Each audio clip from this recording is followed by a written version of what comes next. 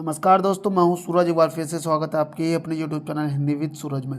दोस्तों, हम लेके आए हैं आज हिंदी साहित्य में जैन मत या साहित्य।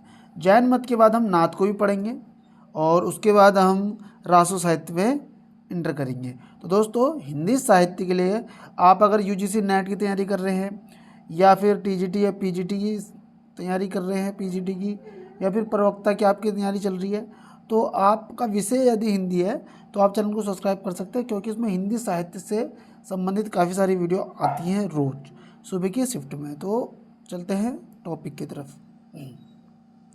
जैन मत एवं साहित्य क्या बोल रहा है इसमें, देखो। सिद्धों का प्रभाव भारत के पूर्वी भागों में था और नाथों का था पश्चिमी भागों, पंजाब और राजपूताना वाले क्षेत्र में अधिक रहा। नाथों का पश्चिमी भाग में था। ठीक है। जैन मत से संबंधित रचनाएं कैसी होती थी, ये फैक्ट पूछा जाता है। पौराणिक जैन साधकों की प्रेरणादायी जीवन कथा। तो जीवन कथा देखो किनकी है, पौराणिक जैन साधकों की प्रेरणादायी जीवन कथा या लोक प्रचलित हिंदू कथाओं को आधार बनाकर जैन मत का प्रचार करने के लिए चरित काव्य आदि लिखे गए। ठीक है। स्वयंभू, पुष्पदंत, धनपाल, जिंदत सूरी, हेमचंद्र, सोमप्रभ सूरी, जैनाचार्य मैरुतंग आदि जैन कवि थे।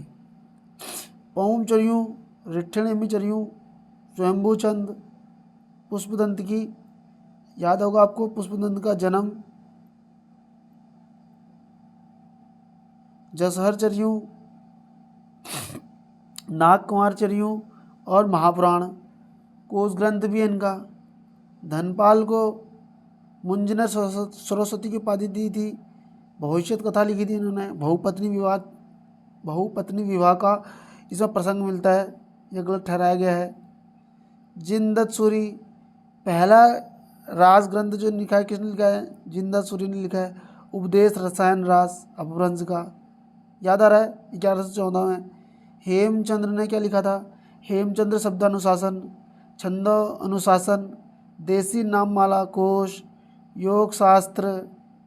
सोमप्रभ सूरी, कुमारपाल चरित्र, जैन आचार्य मैरुतुंग 1361 में लिखा है इन्होंने कुछ। प्रबंध चिंतामणि, जैनाचार्य मैरुतुंग, प्रबंध चिंतामणि आई थिंक, आदि कवि थे। अब बढ़ते आगे देखो।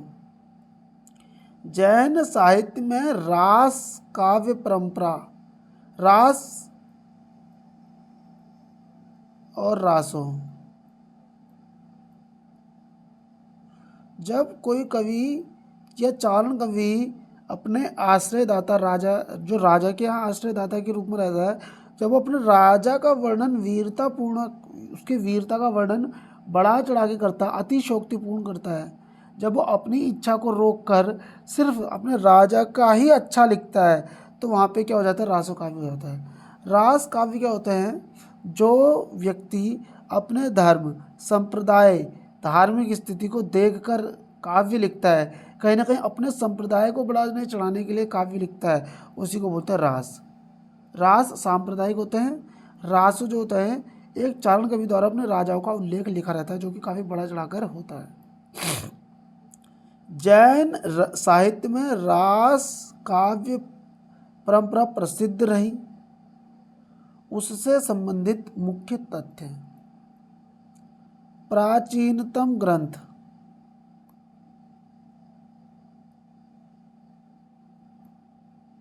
प्राचीनतम ग्रंथ है रिपुदारण रास, संस्कृत भाषा का था। दशरथ ओझा द्वारा समय 905 बताया गया। अब इधर देखो, अपभ्रंश का प्रथम, उपदेश रसायन रास जिनदत्त सूरी 1114। तो अपभ्रंश भाषा का प्रथम रास ग्रंथ उपदेश रसायन रास, हिंदी में प्रथम भरतेश्वर बाहुबली, शालिभद्र सूरी 1184, 205 छंद, इसमें देखा जाए तो 80 छंदों का पद्य गीत। पहला धर्मेतर रास ग्रंथ संदेश रासक अब्दुल रहमान का 12वीं सदी का उत्तरार्ध 13वीं सदी का पूर्वार्ध, 12वीं सदी का उत्तरार्ध हो गया, 13वीं सदी का पूर्वार्ध हो गया। विक्रमपुर की वियोगिनी की विरह कथा संदेश रासक में है। किसी मुस्लिम द्वारा अपभ्रंश में लिखा हुआ या हिंदी में लिखा हुआ पहली रचना है ये। देश भाषा में हिंदी का प्रथम ऐतिहासिक रास ग्रंथ पंच पांडव रचित रास 1350 में है, लिखी हुई है। शालिभद्र सूरी द्वितीय की है ये, ठीक है। भरतेश्वर बाहुबली का संपादन किसने किया है? मुनिजीन विजय ने किया था। अब बात करते हैं अगले पॉइंट की, शालिभद्र सूरी। अच्छा देखो, जो जैन साहित्य है ना, ये 12वीं 13वीं शताब्दी में जैन कवियों द्वारा धर्म का प्रचार प्रसार करने के लिए जो साहित्य रचा गया वही रास साहित्य कहलाता है। जो रास साहित्य की आगे परिभाषा थी, बोला 12वीं और 13वीं शताब्दी में जैन कवियों द्वारा अपने धर्म का प्रचार प्रसार करने के लिए जो साहित्य रचा गया वही रास साहित्य कहलाता है। 12वीं 13वीं सदी याद रखना इसमें बस। अब देखो इधर शालिभद्र सूरी से संबंधित जिंदत सूरी द्वारा रचित उपदेश रसायन रास 1114 ईस्वी में अपभ्रंश भाषा का सर्वप्रथम रास ग्रंथ है, ठीक है। हालांकि ये ऊपर शालिभद्र सूरी लिखा है, लेकिन डिटेल जिंदत सूरी की आ गई, अभी आएगा शालिभद्र सूरी। ये रहा देखो, शालिभद्र सूरी का प्रसिद्ध ग्रंथ भरतेश्वर बाहुबली रास है, जो कि 1184 का है। यह 205 छंद का खंड काव्य है। भरतेश्वर बाहुबली रास का संपादन मुनिजीन विजय ने किया था। शालिभद्र सूरी का प्रसिद्ध ग्रंथ बुद्धि रास भी है। किसका? देखो उधर शालिभद्र सूरी का ग्रंथ है, और ये स्टार मार्क पॉइंट है, ये आया था, पूछा हुआ था। का संग्रह उनके शिष्य सीवी ने किया था। किसने? सीवी ने किया था। गणपति चंद्र गुप्त ने शालिभद्र सूरी को हिंदी का प्रथम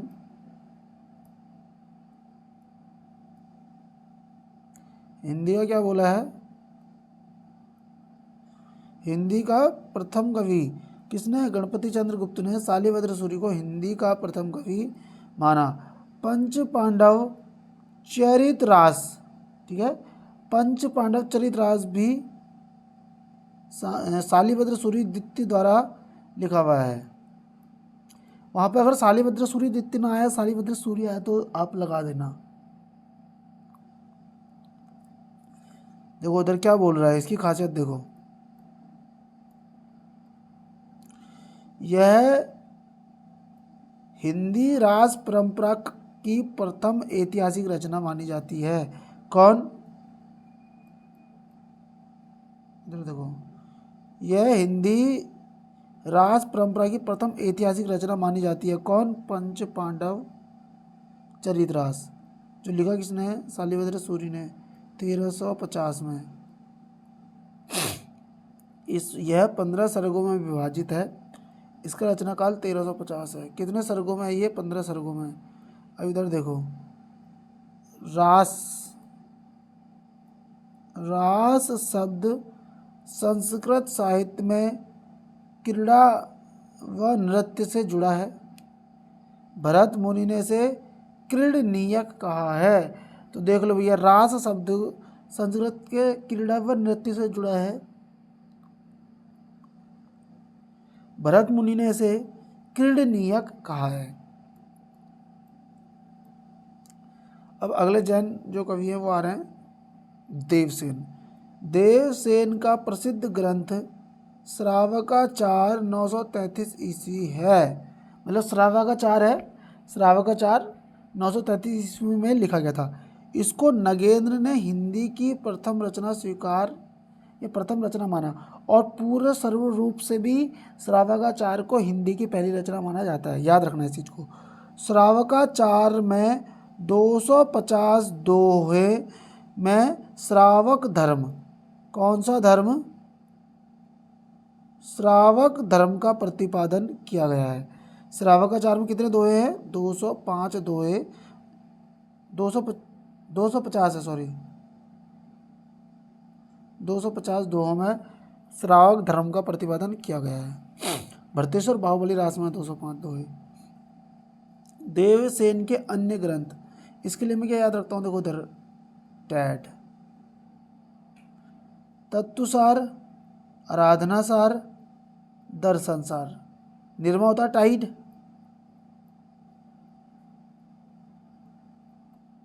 ठीक है, मैं इसको बोलता हूँ टैड अपने तरीके से। टैड से क्या है, तत्वसार, आराधनासार, दर्शनसार। तो देखो तत्वसार, आराधनासार, दर्शनसार। अब देखो फिर बोलता हूँ, सावय धम्म दोहा भाव संग्रह। जो टाइड है, निर्मा है, ये इसका क्या भाव है, नए चक्र, सावय धम्म दोहा। उसके भाव को हम उसके प्रिंट रेट को किससे देखेंगे, नयन से, नए चक्र। तत्वसार, आराधनासार, तत्वसार, आराधनासार, दर्शनसार और मूल के भाव संग्रह, नए चक्र और सावे धम्म दोहा। ये सारे किसकी रचना है, देवसेन की रचना है। देवसेन के नए चक्र को लघु नए चक्र के नाम दिया जाता है। देवसेन का जो नया चक्र है उसको लघु नए चक्र का नाम दिया जाता है। वृद्ध नए चक्र की रचना देवसेन के शिष्य माइल धवल ने की, जो कि देवसेन के नाम से जाने जाते हैं। ये बहुत अच्छा पॉइंट है, इसको याद रखना। वृद्ध नए चक्र की रचना देवसेन के शिष्य माइल धवल ने किया, जो कि देवसेन के नाम से प्रसिद्ध हैं। अब देखो, वृद्ध नए चक्र का वास्तविक नाम दव्य सहाय पयास है, जो पहले यह ग्रंथ दोहाबद्ध था। कैसा बद्ध था, दोहाबद्ध था, अपभ्रंश में था। बाद में किसी शुभंकर के कहने पर गाथाबद्ध प्राकृत में किया गया, ठीक है। दव्य सहाय पयास की रचना माइल धवल ने की है। देवसेन ने अपने ग्रंथ दर्शनसार में जैन धर्म के अनेक संघों की उत्पत्ति लिखी और उसे जैनाभास नाम दिया। तो हमें फिर से याद रखना है, TAD, तत्वसार, आराधनासार, दर्शनसार। दर्शन करेंगे किसका, भाव संग्रह का, किससे, नया चक्र से, और एक है सावय धम्म दोहा। ये सब इनकी रचना थी। और एक था लघु नए चक्र, जो कि इसका वृद्ध नए चक्र जो है इनके शिष्य किसने करके, माइल धवल ने की है, ठीक है।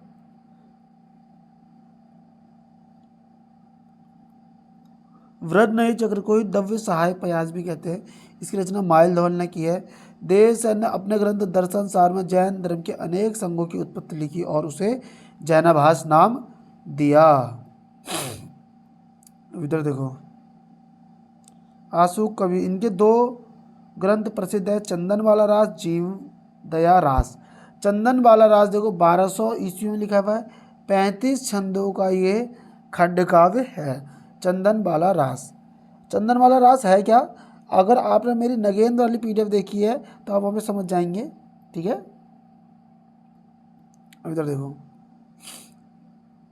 अगला जिन धर्म सूरी, 1209 ईस्वी में स्थूलीभद्र रास की रचना जिन धर्म सूरी ने की थी। 1209 में स्थूलीभद्र रास की रचना जिन धर्म सूरी ने की थी। स्थूलीभद्र रास में रचयिता जीर्णधाम मिलता है। अब देखो तुम्हें लगेगा भी जिनधर्म बोला था, जीर्णधाम मतलब है तो जिनधर्म, लेकिन गिरियर्सन ने बोला कि इसका कहीं ना कहीं नाम क्या है, जीर्णधाम है। इसमें कोसा नामक वैश्या के पास भोग लिप्त में रहने वाले स्थूलीभद्र को कवि ने जैन धर्म की दीक्षा दी थी।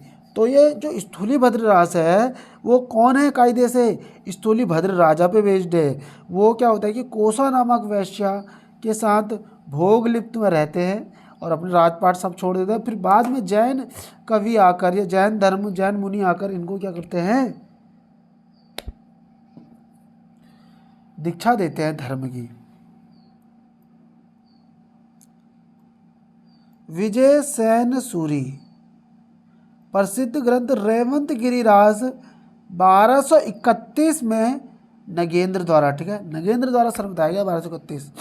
प्रसिद्ध ग्रंथ रेवंत गिरिराज 1231 में, इसमें जैन तीर्थ रेवंतगिरी तथा तीर्थंकर नेमिनाथ की प्रतिमा का महत्व है।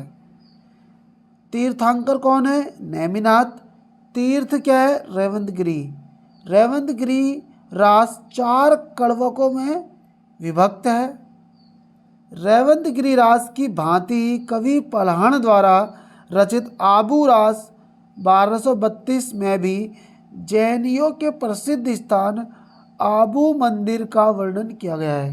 आबू पर्वत कहाँ है? आबू मंदिर ये कहाँ है? याद रखना, राजस्थान में। आबू, माउंट आबू, राजस्थान का शिमला बोलते हैं इसको। यहाँ पे जैन धर्म का एक प्रसिद्ध मंदिर भी है, दिलवाड़ा मंदिर, माउंट आबू पर। इसीलिए दिलवाड़ा मंदिर पर पलहड़ ने 1232 पे आबू रास लिखा हुआ है।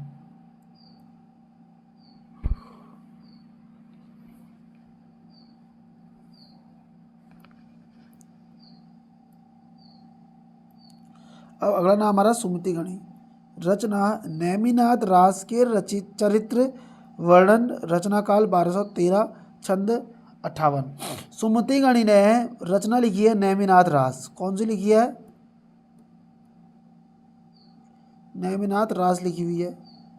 के चरित्र का वर्णन है 1213 में लिखी है और 58 छंद है। बस हमें इतना याद रखना है कि सुमति गणी ने नेमिनाथ रास लिखी है, 1213 में लिखी है और 58 छंद है। बस इतने में हमारा काम बन जाएगा। अब इधर देखो, चौपाई छंद में 12 मासा का वर्णन विनय चंद्र सूरी द्वारा रचित नेमिनाथ चौपाई से माना जाता है। तो चौपाई छंद में देखो, हिंदी में 12 मासा का सर्वप्रथम वर्णन इसी से हुआ है। किससे? बीसल देवरासो से। हिंदी में बीसल देवरासो और चौपाई छंद में 12 मासा का वर्णन विनय चंद्र सूरी की रचित रचना नेमिनाथ चौपाई से माना गया है। साथ ही साथ देखो, नेमिनाथ रास 1213 में लिखी है सुमति गणी ने। नेमिनाथ रास, सुमति गणी 1213, 58 छंद। नेमिनाथ चौपाई क्या बोल रहा है? देखो इधर, नेमिनाथ चौपाई लिखी है विनय चंद्र सूरी ने। चौपाई छंद में 12 मासा का पहला वर्णन है। साथ ही साथ देखो, रेवंत गिरिराज 1271 विजय सेन सूरी, याद रखना विजय सेन सूरी अलग है, नेमिनाथ अलग है और नेमिनाथ चौपाई अलग है। विनय चंद सूरी, विनय चंद सूरी की अन्य रचनाएं बोल रहा है मल्लीनाथ महाकाव्य, पार्श्वनाथ कल्प निरुक्त, U.S. माला कहाणे छप्पई, U.S. माला कहाणे छप्पई, ये भी किसकी है? सब विनय चंद सूरी की ही है। मल्लीनाथ महाकाव्य, पार्श्वनाथ चरित्र, कल्प निरुक्त, U.S. माला कहाणे छप्पई।